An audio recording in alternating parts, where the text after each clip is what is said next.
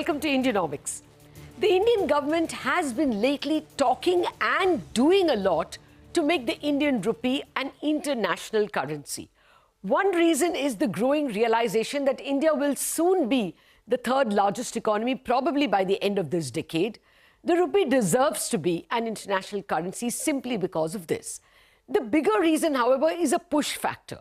The sanctions against Russian entities and the impounding of Russian dollar reserves has rattled emerging markets like India, who hold dollar reserves and realize that the West can always weaponize the dollar. Thirdly, there is a technology factor. Technology has arrived, so to speak.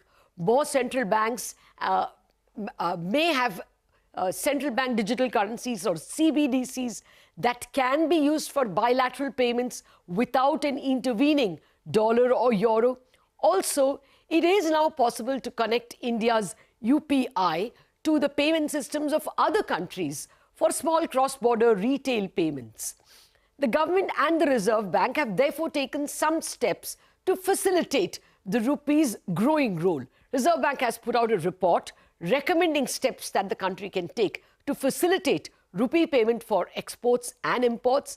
And the government of India has been signing agreements lately with the UAE and earlier with Malaysia to facilitate local currency usage for trade, invoicing imports and exports in local currencies.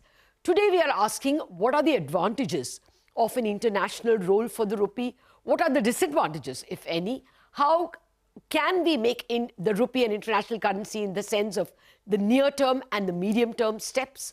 For all these questions, I have with me an elite panel. Professor Arvind, Panagariya, Professor of Economics at Columbia University. Mr. G. Padmanabhan, former Executive Director at the Reserve Bank and responsible for a lot of the payment systems. Hemant Mishra, co-founder of SCUBE Capital and in his previous avatar, a very key player in the Indian forex market. Gentlemen, thank you very much for your time. Well, let me start with you, Mr. Padmanabhan, because you have been there, done that. So, for starters, do you think we are in a better position now? Or is this still a very distant ambition to, invoice payments, exports or imports in the Indian rupee? Good evening, Latha. Happy to be back with your show. Let me start this way. I think invoicing in Indian rupee was something which was always there. I think for several years, invoicing in rupee was always permitted. To what extent it was happening is a different question, because one reason one could easily point out is that nobody who is a receiver would want to invoice in a currency which historically has been showing a secular decline. So although the invoicing in rupee through the escrow account route was always permissible, even under the FERA days, I think the number of transactions that were happening using the rupee was few and far between. Okay. Now we juxtapose this with the ambition of what we call the internationalization. Now the internationalization, if it is understood in a classic manner, I think an international currency means that this is being used beyond the borders by people who are not doing transactions with the respective countries and who are doing transactions among themselves. So basically, we are talking about a currency just like the US dollar, which gets used in transactions where US may not be even involved. If you start looking at these moves from that aspect, then probably I think we are thinking far ahead of the way in which the government and the Reserve Bank is thinking. Okay. What led to all this kind of things, if I can take a minute and explain that, I think the recent geopolitical situation that developed following the Russian-Ukraine war actually drove home two truths. Mm-hmm. One is that I think that I have an international asset, but I suddenly find that I'm not able to utilize that asset because it gets frozen, which is exactly what happened to the reserves of the Russian central bank.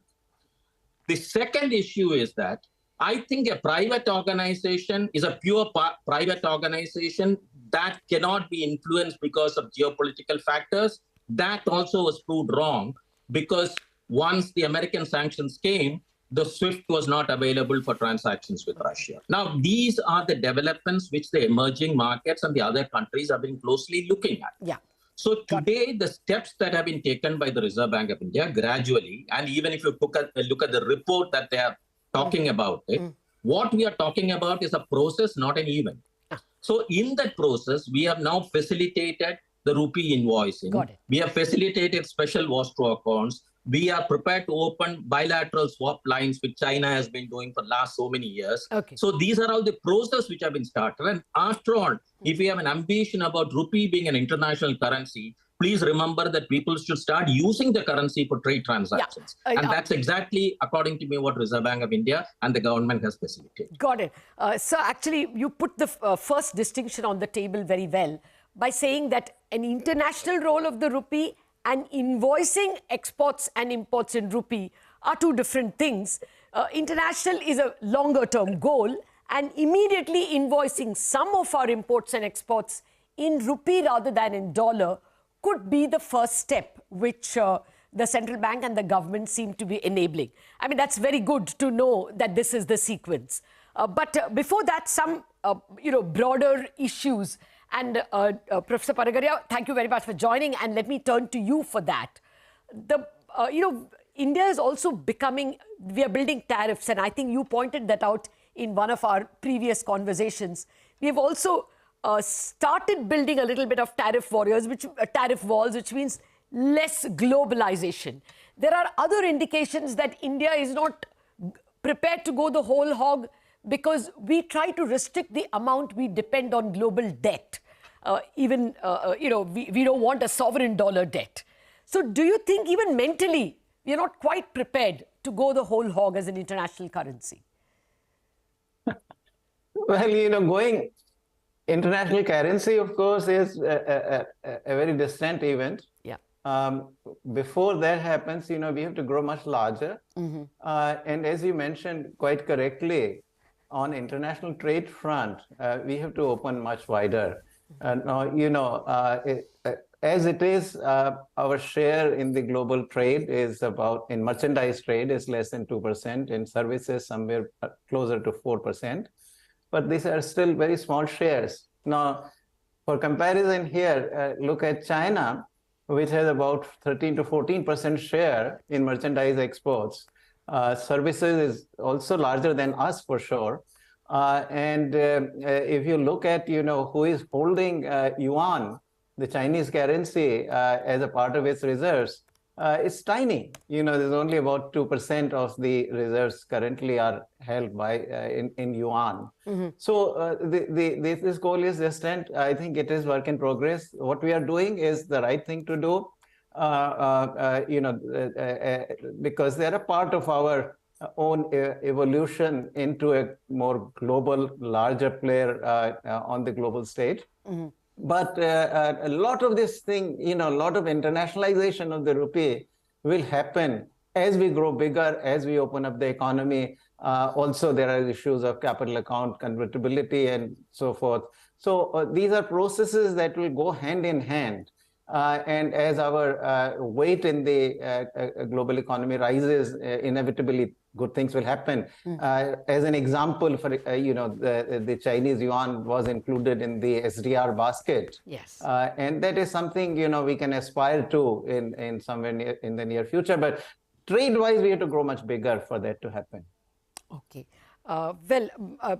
Professor Panagariya, I'm going to come back to you to even speak about the disadvantages, because if the currency is used everywhere, it will also mean perhaps less control over our own monetary policy. But I'll come to that in a minute. Let me get first thoughts from Hemant Mishra as well, who has also in a way been there, done that. Hemant, do you see reluctance on the part of counterparties, say importers from India or even exporters into India, hesitating to take the rupee because we are almost at deficit with most countries? What will they do if we pay them for their imports in rupees? Do they have enough use for it? So will there be a natural resistance? Good evening, Latha. So it's always a pleasure to be on your show. So to your query, I think the timing could not have been better. And in some ways, it builds on what Dr. Panagariya and Mr. Padmanabhan have said. So we don't have to go all hog. I think that the times have changed. I think nobody talks about you making extreme measures or becoming capital account convertible for you to have a globalized currency. I think as the IDG report by the Reserve Bank of India very neatly articulates, internationalizing the currency is a process and not an event. It's an evolutionary step. It's a process that the RBI started some time ago in a very measured and calibrated manner, focusing on the trade account. And I would actually say, they did the Masala bond, which was pretty much a capital account relaxation, but will progressively move towards the capital account as well. But I see this as a process and serving the larger economic development of the country and not being a means in itself. Now, importers and exporters in the past have reacted with caution for the reason that particularly people who will be long INR asset, for an exporter who's an overseas exporter who's selling goods into India, if he's going to receive his receivable in a rupee asset, which, as Mr. Padmanabhan rightly mentioned, was always seen as a secularly declining asset. And as you would know, no exporter, no capital provider wants to be sitting long a diminishing asset. So there has been that resistance, but there are three mega trends that are happening at this point in time, and which is why I think the timing is very important. The first is the move to multipolarity. Everybody recognizes that we're moving away from a unipolar to a multipolar world, and which is why people want alternatives. And the INR, let's be real, it's not going to become a very credible alternative in the near future, but as I mentioned, it's a long-term process. The second is what was China plus one becoming an alternative to China. I increasingly see this. I was on a roadshow in New York City, and I attended an event in Singapore. Normally, when I would talk to investors, while our team is largely Indian, we would always get more queries on China and Southeast Asia. I've seen a tangible shift. People wanting to know more about India. And the conversation is not about why India, it's about how India. How do we invest into India? How do we manage the risks? And this in some ways is going to be an integral part of that particular solution. But the third bit is very important. For a long time, the Indian macro has not been as robust as it has been now. We've had an international currency pre-independence for a short period of time. We had it in the UAE post-independence as well. We've had the rupee traded among some of our SAARC countries. So I would think, this is potentially the best time, but we've got to be real. Things are not going to change all of a sudden. It's going to be a measured and a calibrated approach, even amongst the investing community and the invoicing community. Okay. Oh, absolutely. This is, music to an Indian's ears, that there are more conversations and questions about India. In fact, we were speaking with the IFMR, the guys who track global funds, and they are noticing a lot of India-dedicated funds coming in. Otherwise, we were only receiving GEM funds, or generally the emerging market funds. Now, specific India-dedicated flows are increasing exponentially. But Mr. Panagariya, before I come to the how, which both you and Mr. Padmanabhan and actually even Hemant have already touched a bit, I wanted to ask you whether, are we putting the horse before the cart? Should we even aim for too much of an international role? As Hemant says, we are still seen as a secularly depreciating currency. And we would like to be.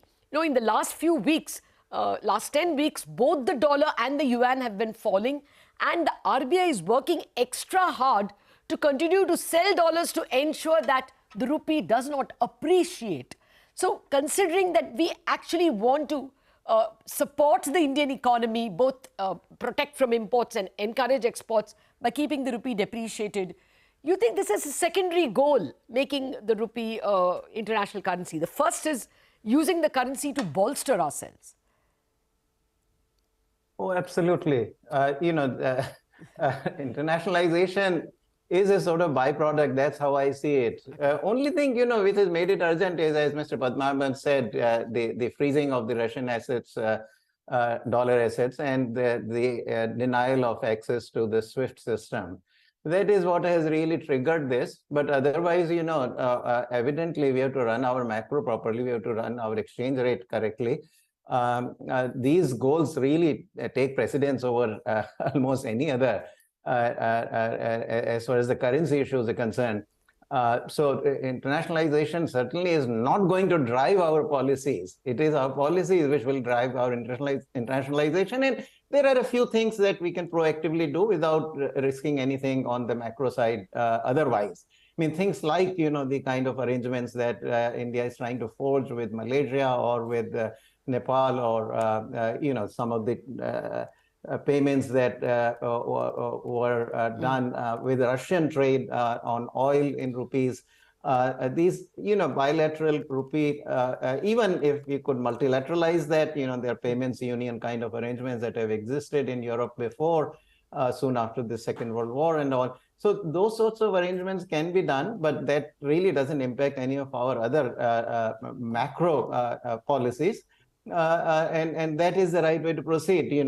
We personally, meaning we for India, we are not under any sort of risk of our dollar assets being frozen or our access to SWIFT being denied. I mean, that's an extremely, extremely low probability event, simply because our relations are actually not only very good with both Europe and the United States, but they are on a very rapidly kind of climbing, rapidly rising trajectory. Yeah. And so, that risk is simply not there. That also shouldn't really drive us in any serious way. But as long as, some of these arrangements can be made to do some clearing of the rupee payments, that also is on a limited scale. You can't do on a large scale. One thing we can do, of course, is, agree to accept all payments for our exports or anything we sell abroad in rupees. Anybody who wants to make those payments in rupees, we should have no objections to do that. Okay. That might give a little bit of fillip to the use of rupee as well. Yeah, but chances are, chances are, so actually chances are the RBI was at least until a few months back wanting to actually accumulate the reserves that it lost in 2022. So, RBI was equally keen that we accepted dollars. As you say, it is not the first goal now to make a rupee a global country. The first goal is really growth and macros, and internationalization will happen in its own good time. But I do want the steps that we have to take in the short and the medium term to also allow the rupee to become a global currency. Those questions after the break. We are back in a jiffy.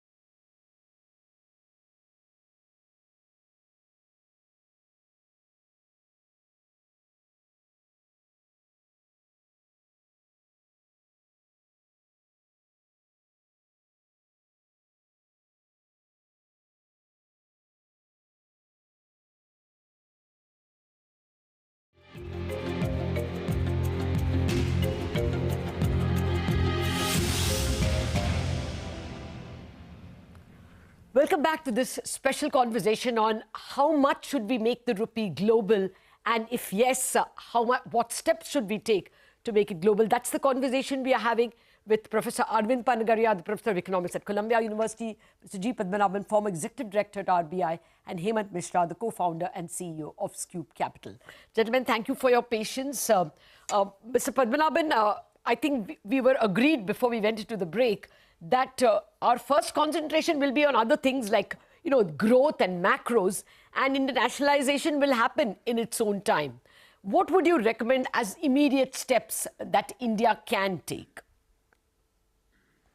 Look, if you are talking about internationalization, obviously, there are 2-3 advantages of whatever steps Reserve Bank has done, and it has done in a very coordinated manner, which we need to appreciate. One thing which could be the outcome if this takes off is that there could be reduction in transaction cost. There could be better transparency as far as, and this has to be seen in the link with the CBDC,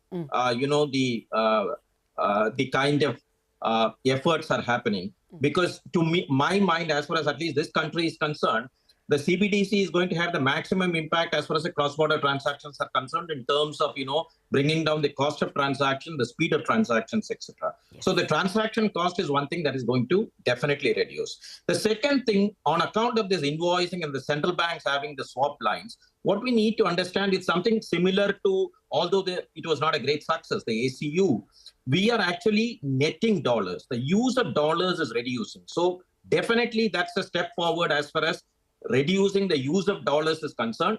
Maybe it is not complete internationalization, but we are making sure that the use of dollar is constantly reduced. Mr. Padmanabhan, 1 minute. Mr. Padmanabhan, 1 minute. I think I'm confusing you all by constantly saying internationalizing. Maybe I should just say that how much more can we use the rupee for cross-border transactions? What steps can we take?